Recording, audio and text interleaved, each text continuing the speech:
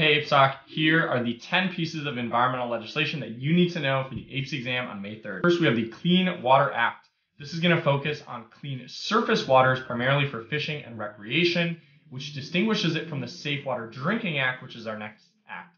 Other important thing to know is that the EPA sets acceptable limits of point source pollutants. So these are pollutants that come from specific sources, such as CAFOs or factories, and it's going to regulate those sources of pollutants so that it can try to keep those levels below the acceptable levels that it sets, and it can fine corporations or businesses that are exceeding those levels. Next, we have the Safe Drinking Water Act, which, as its name implies, aims to keep our drinking water sources free of 77 key pollutants, and it tasks the EPA with setting MCLs, or maximum contamination levels, or contaminant levels, for those 77 different pollutants. And the big key, the thing that distinguishes it from the Clean Water Act, is it includes groundwater. So it's both surface and groundwater, and these could be pollutants like Giardia or fecal coliform bacteria. So these are pathogens. It could be arsenic and mercury, heavy metals, or it could be synthetic compounds like benzene or pesticides like atrazine. And we have the Clean Air Act, which identified 6 criteria air pollutants. These are really important air pollutants that the EPA must set acceptable concentrations of.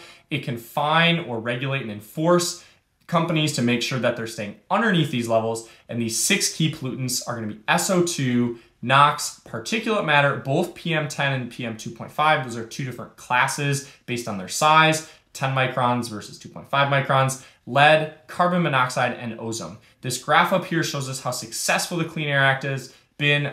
It's resulted in dramatic decline in many of these key pollutants. Really important piece of legislation. Next, we have the Resource Conservation and Recovery Act, also known as RCRA or RCRA, and it's going to establish what's called cradle-to-grave management of hazardous waste. So the key word to focus on an FRQ or multiple choice here would be hazardous waste. What it requires companies to do is try to set up a plan to take care of that waste from the time it's created in a factory to the time the product's actually disposed of. That's the grave part of cradle to grave. So the EPA can list hazardous materials, and it can impose either fines or regulations. It can monitor companies that handle and dispose of hazardous waste and ensure they're doing it properly. It also requires landfills, because many of these materials end up in landfills, to have a secure landfill cap that's going to involve usually a clay liner, plastic liner, some vegetation on top, as well as a leachate collection system, again, so that these hazardous materials don't leach through your landfill and infiltrate the groundwater beneath. Environmental legislation you have to know for the APES exam, part 2, starting off with CERCLA,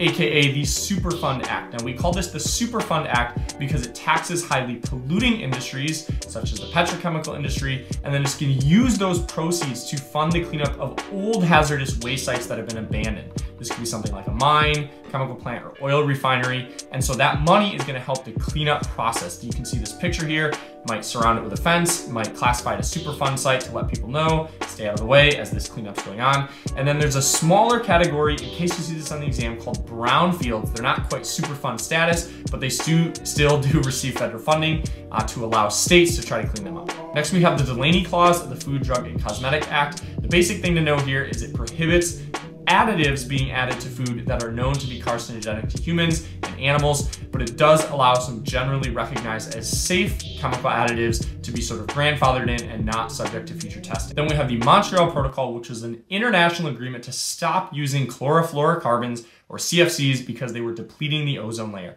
We first replaced them with HCFCs, which were less ozone depleting, but they're still greenhouse gases. And then we eventually are currently replacing HCFCs with HFCs, which are not ozone depleting but still have a greenhouse warming potential. Eventually we'll try to phase those out as well, but this has been highly successful and has really led to the preservation of the stratospheric ozone layer. Then we have the Kyoto Protocol, which aimed to reduce greenhouse gas emissions by 5% below 1990 levels by the year 2012. The problem was that it didn't receive nearly the support as the Montreal Protocol did. The US never ratified this. In fact, one of the other issues was that developing countries didn't have any emissions reduction targets, and it unfortunately didn't really successfully result in a reduction in greenhouse gas emissions. Then we have the Endangered Species Act of the US, which gives the US Fish and Wildlife Service the ability to classify a species as endangered, prohibit its trade, pursue people who are legally trading these species, and then also buy property and set up wildlife preserves to protect critical habitat for these species, as well as establish recovery plans to try to help their population sizes recover through captive breeding or habitat protection or other methods. And finally, we have CITES, or the Convention Convention on the International Trade of Endangered Species.